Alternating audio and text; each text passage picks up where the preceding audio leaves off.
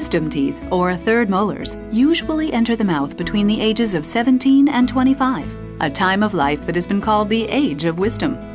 When a tooth is blocked by another tooth, or grows in a manner that makes it impossible to enter the mouth normally, it is said to be impacted. Many people have one or more impacted wisdom teeth. This video explains how third molar surgery can help prevent later problems in your mouth and teeth.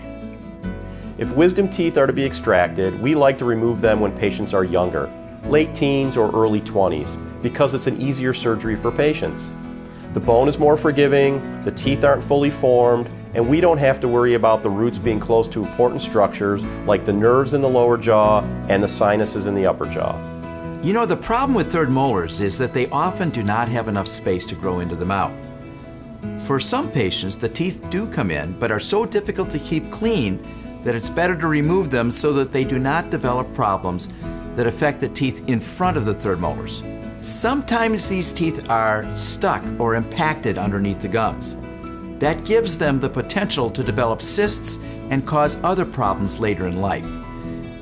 Because the likelihood that impacted third molars can cause problems now or problems in the future, they are generally recommended for removal when a person reaches the late teens or early 20s.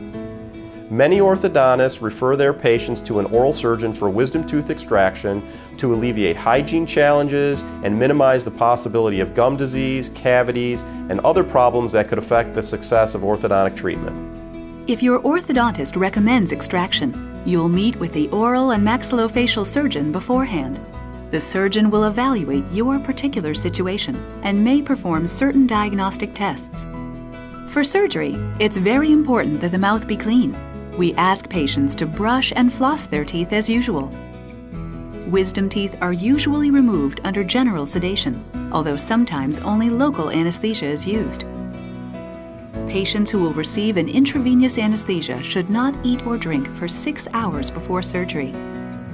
Finally, it's best to go to surgery wearing loose and comfortable clothing. The oral and maxillofacial surgeon selects the method that is best for each patient. The length and complexity of third molar surgery depends on a number of factors. It includes the position of the tooth, the length and curvature of the roots, the thickness of the bone surrounding the teeth, and the patient's overall physical condition and health. In general, a young adult's wisdom teeth have incomplete root systems, making tooth removal relatively uncomplicated.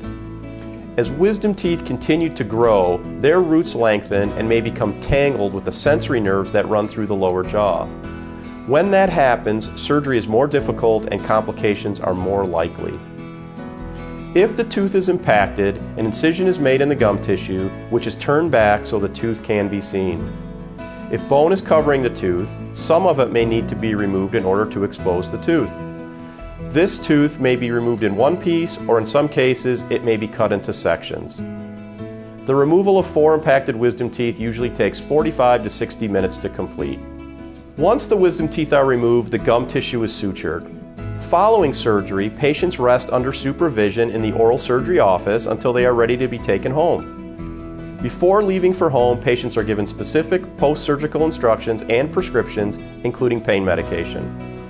The best outcome is the ability of patients to be able to properly maintain the rest of the teeth they're keeping.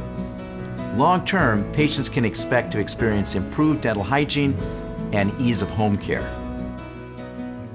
For more information about third molar surgery, contact your orthodontist or your oral and maxillofacial surgeon.